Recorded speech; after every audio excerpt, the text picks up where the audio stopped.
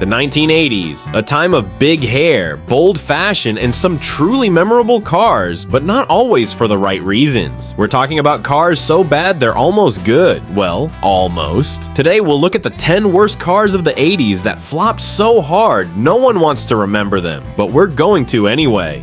One winner, 42 losers. I eat losers for breakfast. Stay focused. Speed. I'm faster than fast, quicker than quick. I am lightning. Introducing the all-new Reliant Robin, a staple in British speed. Comfort and safety.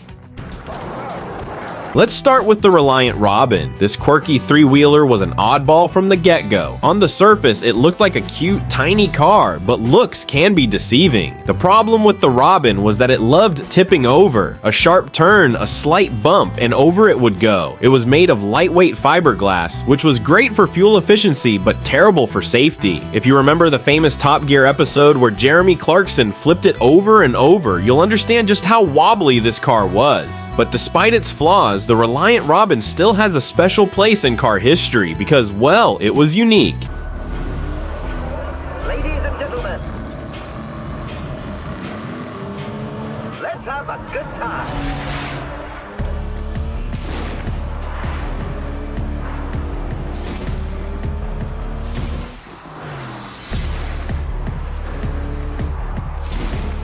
Good time.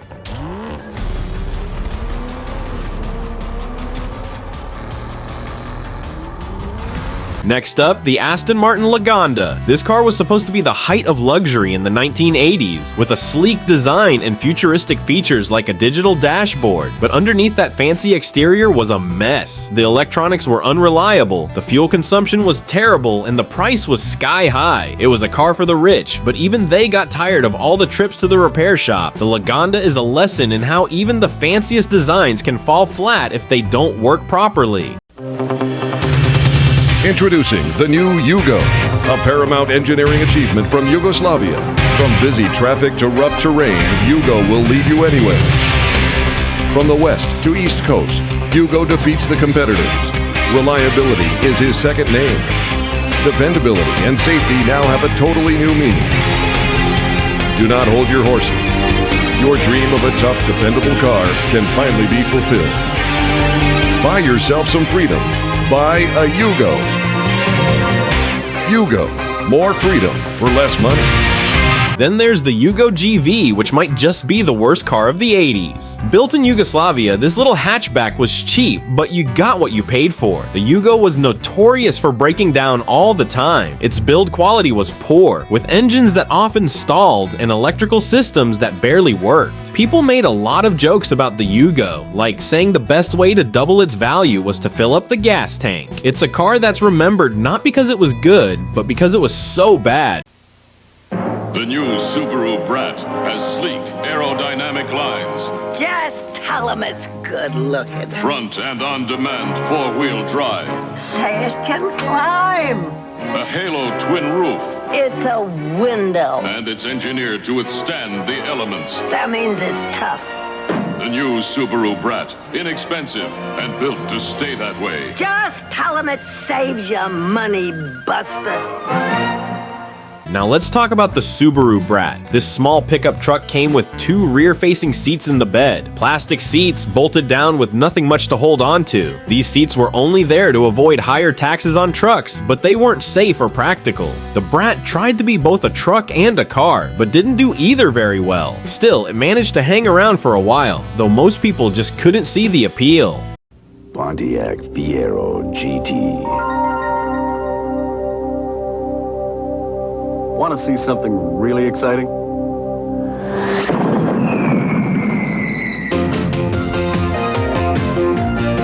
Fiero GT, now with the authority of a fuel-injected V6. Fiero.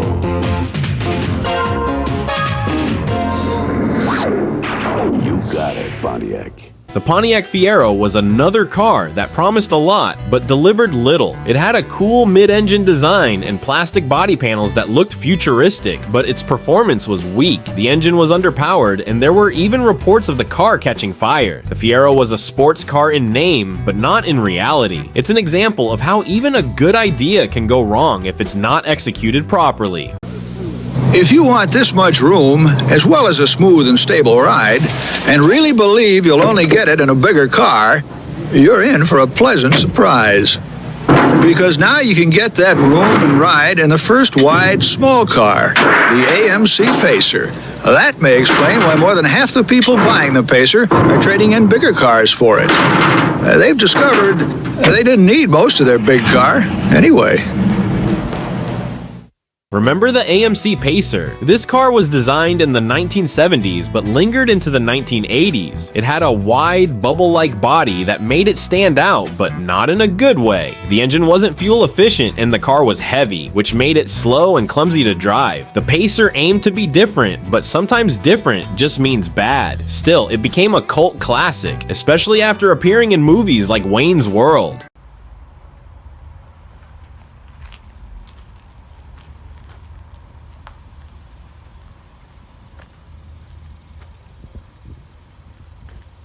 The Komuta car, also known as the city car, was an electric car that was ahead of its time, but not in a good way. With a top speed of 28 miles per hour and a range of only 35 miles, it was more like a glorified golf cart than a real car. It was built with good intentions, aiming to be eco-friendly, but it wasn't practical for most people. The tiny design was unsafe, and the car just didn't catch on. It's a reminder that not every idea works out, no matter how good it seems.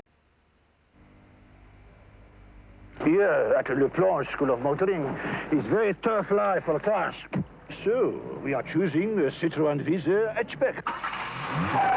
Of course, with its 1100 engine slower, Citroën Visa is very, very nippy on traffic. Stop and comfortable in a wide range of road conditions. With only one major service a year. Not forgetting the powerful disc brakes. I said not forgetting the powerful.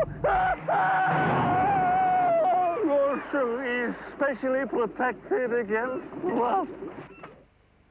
Across the pond, the Citroën Visa was supposed to be the next big thing in European compact cars, but with its odd design and lackluster performance, it quickly became a disappointment. Even a redesign in 1981 couldn't save it. The Visa tried to be innovative, but sometimes innovation isn't enough if the basics aren't there. It's a car that's mostly forgotten today, except by those who remember its quirks.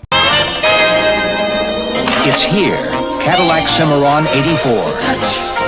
This one's got the touch. Clean, crisp, fun to drive. With a feel for the road and that Cadillac touch. Everywhere you look, this one's got the touch. The touch. Cimarron.